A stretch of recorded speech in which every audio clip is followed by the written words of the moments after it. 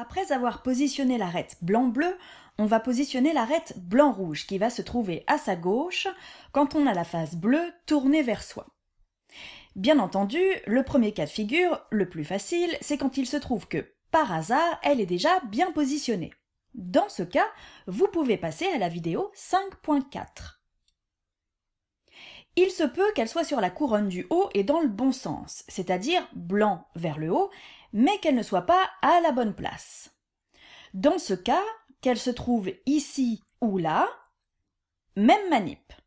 Faites-lui faire un demi-tour pour la descendre sur la couronne du bas, puis avec la couronne du bas, positionnez-la juste en dessous de sa place, puis faites-lui faire un demi-tour complet pour la ramener à côté de la bleue. Pour être sûr qu'elle est bien à la bonne place, placez les arêtes face au centre des couleurs qui leur correspondent.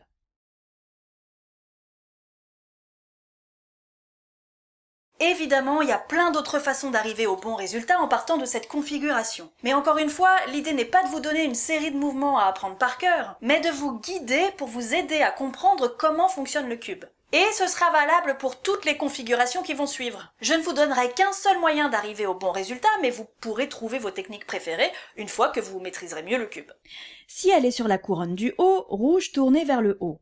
Soit elle se trouve à la bonne place, mais donc dans le mauvais sens, soit elle se trouve aux deux autres places possibles.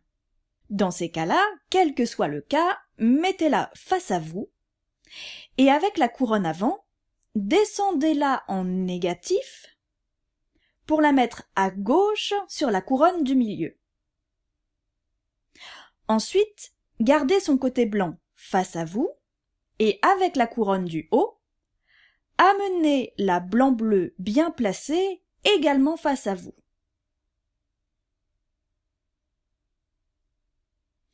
Une fois que vous y êtes, à l'aide de la couronne de gauche, remontez en négatif la blanc-rouge à sa place.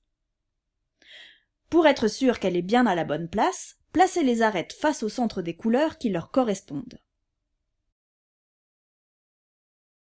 Si elle se trouve sur la colonne du bas, le blanc tourné vers le sol, alors amenez-la, avec la couronne du bas, en dessous de là où elle devra se trouver, c'est-à-dire à gauche par rapport à la bleue.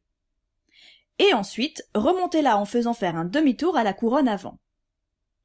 Pour être sûr qu'elle est bien à la bonne place, placez les arêtes face au centre des couleurs qui leur correspondent.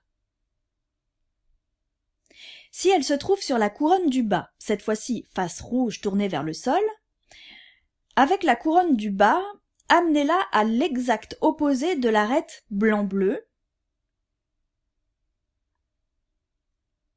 et ensuite gardez le cube de manière à avoir la blanc-bleu en haut à droite et la blanc-rouge en bas à gauche. Puis, à l'aide de la couronne de gauche, remontez l'arête jusqu'à vous, en négatif donc. Et avec la couronne avant, faites-la pivoter jusqu'à sa place en positif. Pour être sûr qu'elle est bien à la bonne place, placez les arêtes face au centre des couleurs qui leur correspondent. Si elle est sur la couronne du milieu, côté blanc à gauche, gardez cette face blanche face à vous et faites pivoter la couronne du haut jusqu'à ce que l'arête blanc-bleu soit face à vous également. Ensuite, remontez la blanc-rouge à l'aide de la couronne de gauche en négatif. Pour être sûr qu'elle est bien à la bonne place, placez les arêtes face au centre des couleurs qui leur correspondent.